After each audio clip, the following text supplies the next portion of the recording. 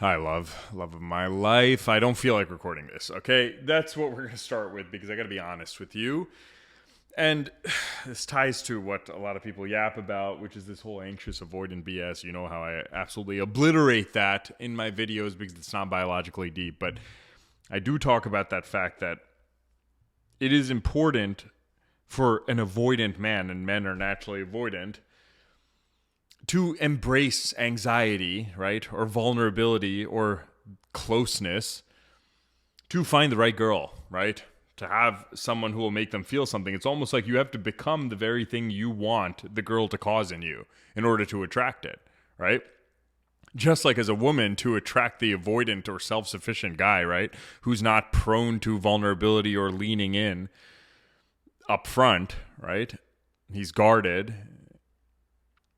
You have to be somewhat like that, right? You have to suck up your emotional splaying to some extent and hone it and direct it into focusing on finding the right guy, right? Versus just trauma dumping left and right, and hoping for love to appear. So you got to have a little avoidant in you, right? Men have to have some anxious in them.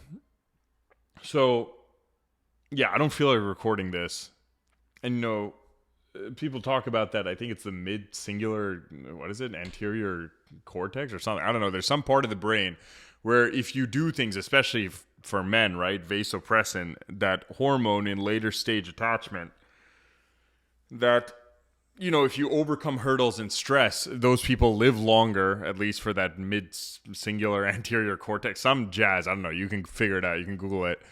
I'll figure it out and I'll teach you later. But, overcoming stress to get towards your goal. My goal is you, right? My goal is you in a very selfish way. I mean, we're all selfish, right? Everything I do is selfish. I've made 3,000 videos to help women, but I wouldn't be doing that if that didn't get me closer to you, right?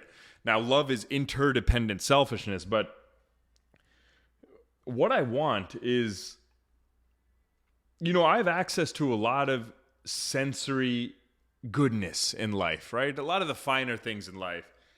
And I was fortunate to be raised in a relatively good family, right? My dad did exceptionally well in finance. And, from a young age, I've experienced, flying first class, nice restaurants, all these types of things. And my dad was very conservative with his money relative to how much he could spend on us.